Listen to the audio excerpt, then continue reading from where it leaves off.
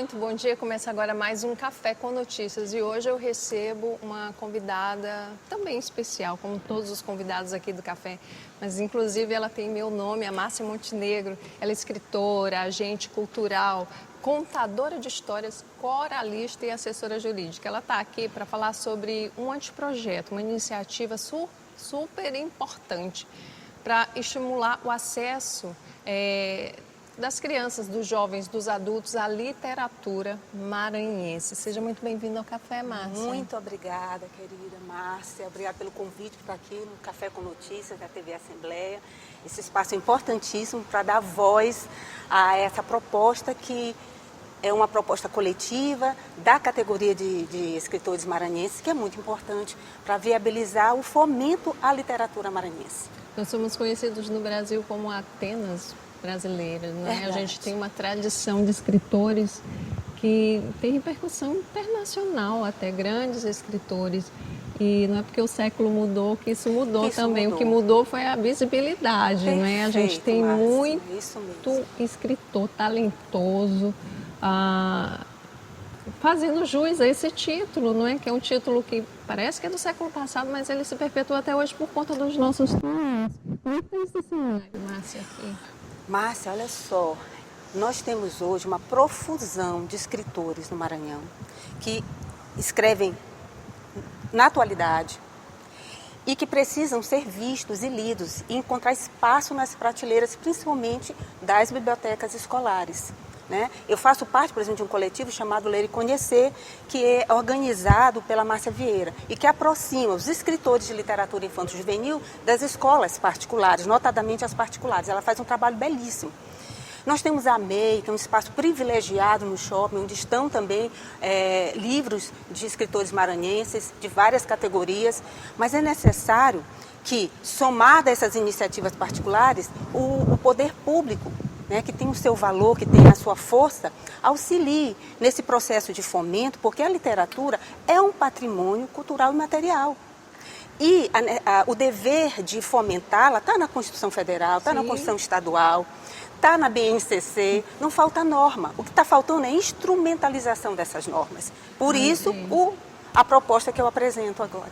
Assim, além de ser importante para o escritor, a literatura ela tem um papel essencial, que é a formação desse leitor, não é? A gente compreende, inclusive no imaginário, né, desse jovem, dessa criança, quando ele é um leitor assíduo, quando ele tem acesso à cultura no sentido histórico, na literatura, seja ficção ou não, a literatura ela tem esse poder de estimular a criatividade, você forma adultos, de certa forma, mais preparados, assim, para o futuro, para uma prova, você amplia o vocabulário. Então, assim, ela tem que ser vista assim, de um jeito assim, não só de cotas, mas assim, a importância do significado estrutural da literatura. E se for a literatura produzida por nós maranhenses, melhor ainda, não é? Concordo plenamente. Porque, olha só, o Maranhão já avançou muito no ICA, que é o Índice da Criança Alfabetizada. Os dados estão no INEP e no MEC. Nós estamos acima da média nacional, com 69%, isso em 2025. 69% de crianças alfabetizadas. Alguns municípios já estão batendo 80%, que seria a meta para 2030. Só que, olha só, a alfabetização não é a mesma coisa que fluência literária. A gente não pode perder esse investimento. Se a gente já tem crianças alfabetizadas ao final do segundo ano do ensino fundamental, é necessário agora botar livros na mão dessa criança. E livros de escritores maranhenses. Por quê? Porque isso é proximidade literária cultural, isso é pertencimento. Né? Isso é conversar com o repertório dessa criança, que ela já traz para a leitura do livro, e ela vai se reconhecer ali, o contexto dela, a cultura, os modos de falar. Quando ela vê que é um escritor maranhense, eu já vou em muitas escolas, e não só eu, muitos escritores que têm seus livros adotados em escolas particulares, né? O Pão Açu, por exemplo, adotou 3 anos consecutivos meus livros de outros escritores, o Literato, o Reino Infantil, enfim, o Hora de Aprender. Então, quando a gente vai em sala de aula, porque o escritor que está aí escrevendo agora, aqui, quando um livro é adotado, ele pode ir em sala de aula. Então, quando eu vou, as crianças se emocionam. Com certeza. Mas você é mesmo daqui? você é maranhense? Meu amor, eu posso até ser tua vizinha. Isso gera o que a gente chama de efeito espelho. Então, amanhã sou eu, diz a criança. Porque olha só, nos meus idos de escola, eu só lia paradidáticos de escritores do eixo sul-sudeste. Que mensagem silenciosa isso deixa? Que história boa de se contar, a história que vem de fora. A história daqui não, entendeu? Meio que incapacita, e tem aquela coisa da mágica do encontro Isso. do leitor e do escritor, né? Da gente estar em sala de aula fazendo uma culminância de projeto literário, batendo um papo, as crianças se emocionam, né? E isso, olha só, a criança aprende a ler, não é só para decifrar ou decodificar signos. Ela aprende a ler, ela tem o estímulo da leitura, o desejo, pelo encantamento, pela fruição da leitura, né? É isso que faz a gente querer aprender a ler, porque a criança começa lendo imagens, para depois, então, do letramento emergente dela e tudo mais. E olha só, quando ela abre um livro e vê que é um escritor maranhense, ela se reconhece naquilo. E por isso eu entendo que é urgente, já passou do tempo. Eu não estou inventando a roda aqui, Márcia. Sim. Essa ideia, eu tenho certeza, já foi veiculada por outros escritores. Eu não estou sozinha aqui, eu represento vários escritores que são parte dessa caminhada, que apoiam essa caminhada. E meu abraço para a Anísia Nascimento. Eu vou falar o nome dela e na figura dela representar todos os escritores que estão à frente, que estão mobilizados. Um abraço, Anísia. Muito obrigada por tudo. Então, olha só, o escritor maranhense, quando ele vai em sala de aula, ele está dizendo para aquela criança o seguinte: olha, você pode ler Harry Potter, você pode ler Ruth Rocha, não se está excluindo ninguém. Sim. Veja bem, isso é bom que se diga, tá? Na verdade, está se incluindo. Mas veja bem, há escritores atuais escrevendo obras riquíssimas. Aqui, ó, Os Tesouros de São Luís, de Virgínia Ferreira, O Menino Foco, de Walter Line, A Bruxa Lelenzinha, de Anísia, O Valor de Cada Um, dessa escritora que vos fala. Então, você vê a qualidade gráfica desses livros. Sim. Não perde para nenhum livro que venha de outros eixos literários, né? Então, você está dizendo para essa criança, amanhã é você na fila de autógrafo. E aí esse anteprojeto surge dessa necessidade de fazer, de fato, valer em lei, né, a presença do escritor nas escolas. Estadual, municipal, isso. Rede privada, isso. A lei para todas as escolas. Então, porque eu estou nessa caminhada, porque eu conheço o problema de dentro, eu vi que era necessário instituir, através de lei, uma política de valorização do escritor maranhense.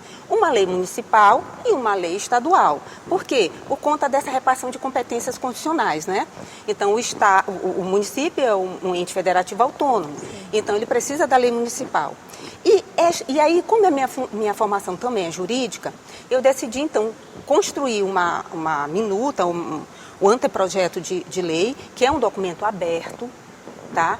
E nós estamos em busca de quê? De proponentes, de parlamentares que assinem e que, evidentemente, eles vão fazer as modificações que o parlamentar achar necessário. De acordo com o que rege, né? Exatamente. Agora a gente vai para um rápido intervalo, Márcia. Já a gente volta esse bate-papo com a escritora Márcia Montenegro, que vem falar aqui sobre literatura maranhense, sobre esse anteprojeto que, se aprovado, se transformado em lei, vai beneficiar, além dos escritores, é claro, a população maranhense, sobretudo as crianças que precisam ter acesso a essa literatura tão rica. A gente vai para esse rápido intervalo e já a gente está de volta.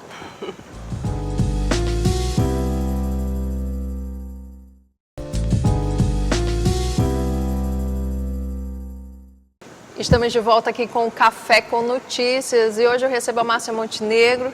Ela é escritora, agente cultural, contadora de histórias, coralista, assessora jurídica, roteirista, uma mulher multi que está aqui hoje para nos falar sobre um trabalho que está sendo desenvolvido por ela e por escritores e escritoras que fazem parte de um coletivo aqui no Maranhão que trata sobre a valorização, que cuida, não é? Além deles produzirem um material belíssimo, riquíssimo, eles também estão buscando a valorização e desse material que é escrito, é feito, os livros que são produzidos por eles, para que eles estejam presentes nas escolas, na rede de ensino do Estado, seja municipal, estadual, privada, né? Para que as crianças, sobretudo, elas tenham acesso a essa riqueza literária. Verdade. Que a gente tem. E a gente já estava falando sobre esse anteprojeto, que é uma iniciativa de vocês que busca essa valorização. Você estava falando que está praticamente pronto, né? Para o legislador analisar e de repente fazer valer essa lei, né? Perfeito, Márcia, é isso mesmo. Quais são as ideias que, ao elaborar essa contraminuta, eu fiz questão que estivessem lá, né? Primeiro, é a reserva de 30% do acervo literário das bibliotecas escolares do Estado, em caso de lei estadual, né? Estaduais, e dos municípios, em caso de lei municipal, para escritores maranhenses, que ou nascidos no Maranhão ou que estejam residindo aqui há pelo menos 5 anos e tenham outros critérios de proximidade cultural, né, de inserção no nosso cenário cultural. Além disso, essa contraminuta, ela prevê também a criação do selo Escola Leitora. É uma espécie de estímulo honorífico para escolas particulares. Por quê? O Estado, né, o município, pode forçar a escola particular a adotar este ou aquele livro por conta dos princípios constitucionais, né, da liberdade de ensino e da pluralidade pedagógica. Mas pode incentivar. Então, olha só, há também a previsão da construção de um catálogo por chamamento público para que editoras, entidades, escritores possam se apresentar e, mediante critérios técnicos de qualidade textual, gráfica, editorial, de pertinência pedagógica, adequação de faixa etária, enfim, são critérios de seleção de qualidade.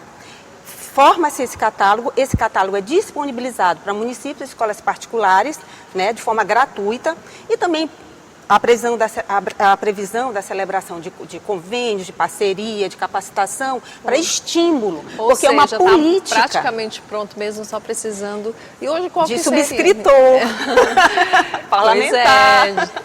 E aí hoje qual seria assim o principal desafio de vocês, assim, que vocês veem como um obstáculo para que não o anteprojeto em si, porque você já falou que você está precisando de alguém para tomar a frente dessa iniciativa, mas hoje, atualmente, qual que é o maior obstáculo para esse escritor maranhense? Olha, eu posso te dizer que é o seguinte, em sua maioria, o escritor maranhense, ele arca com os custos da sua tiragem, da produção do seu livro. Né? E é caríssimo.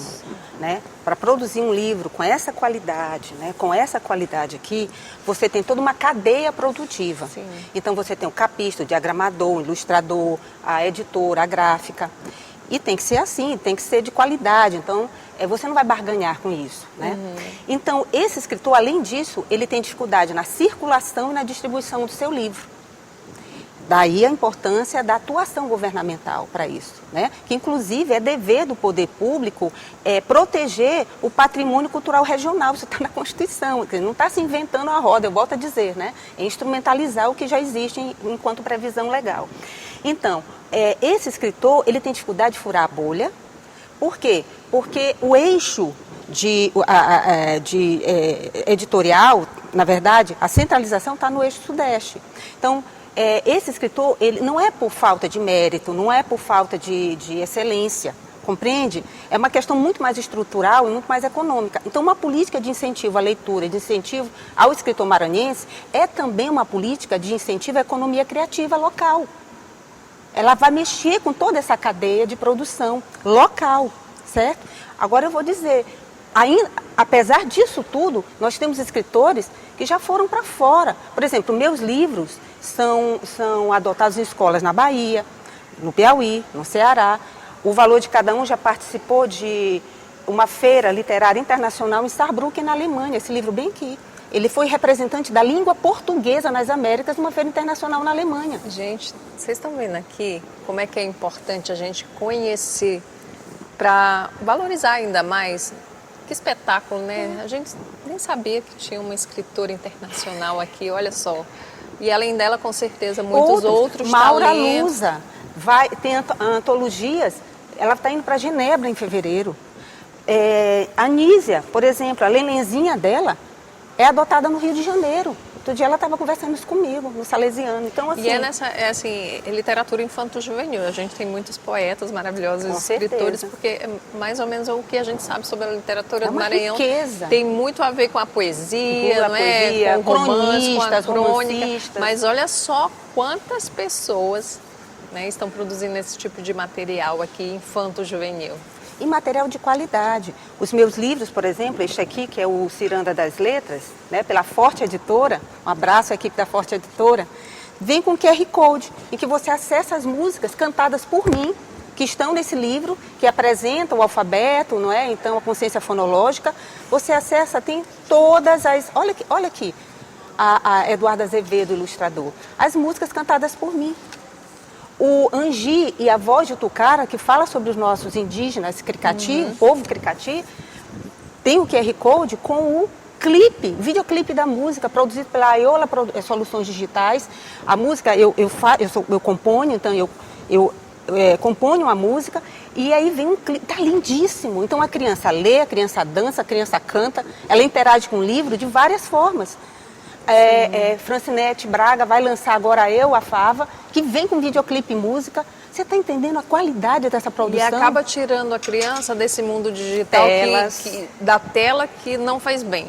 Quando você leva a literatura também para o meio digital, né, você também está utilizando uma ferramenta para estimular essa criança. Exatamente. Mas o excesso de telas a gente sabe que é prejudicial para o desenvolvimento das crianças, mas a gente não está falando do livro que está lá na internet. A gente está falando de joguinhos, daquelas excessos de mini vídeos pequenos. Vídeos rápidos, dopamina barata. Exatamente. Viu, gente? Vamos separar aí. Dá para fazer as coisas de maneira correta, cortando os excessos, não é? Sem maniqueísmo nenhum, né? Tudo é importante, mas na medida certa. E olha só, é importante esse estímulo à literatura local, porque, olha, um exemplo aqui. Esse livro aqui foi ilustrado por Beto de Castro, que é Curumim, o Segredo de Tucara. Também um dos últimos que eu lancei, sobre a visão dos Yanomami, a cosmogonia, a cosmologia, a visão de mundo para as crianças. Beto de Castro. Beto de Castro, que é ilustrador e escritor. Esse livro é dele. Também. TT, o Rádio ET. Entende? Esse livro aqui, ele tem DNA 100% maranhense. Da escrita à ilustração. Então, nós temos talentos maravilhosos aqui no Maranhão. Vamos prestigiar, vamos colocar isso aqui, essa lei, na verdade não é lei, né? Esse anteprojeto de lei, ele cria espaços nas prateleiras. Ele não cria proibições nem exclusividade. É espaço na prateleira, sem aumentar custo.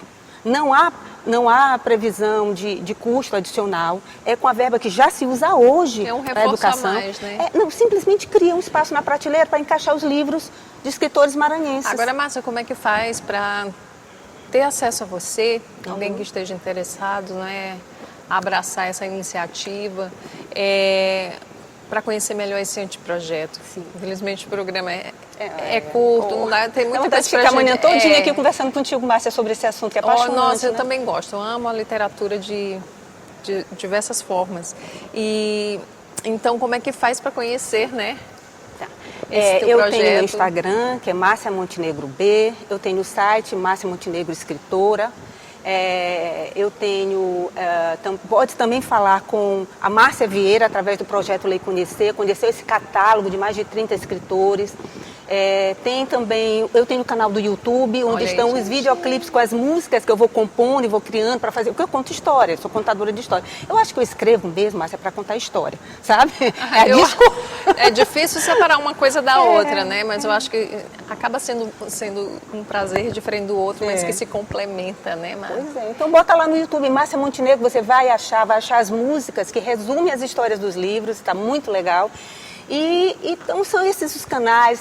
Eu estou aqui como porta-voz de uma categoria toda, numa luta que é coletiva e que, somando forças, eu tenho tanta fé em Deus, né? Eu acredito que tudo é com a permissão dele, sempre, que vai dar certo. Já deu certo. Já deu certo, eu sei que a gente fala muito na literatura maranhense, tem feiras de livro, eu vi que recentemente em vários bairros, várias áreas de São Luís, as pessoas já estão mais interessadas em promover não só aquela feira anual que a gente tem aqui na cidade, mas espalhado pelos bairros, as comunidades têm se organizado, não é, para promover isso, mas a gente precisa conhecer esses escritores, saber quem são eles para convidá-los, não é? Porque um escritor numa sala de aula batendo um papo com o leitor, com certeza você vai abrir inúmeros caminhos para essas crianças, despertar sonhos, não é?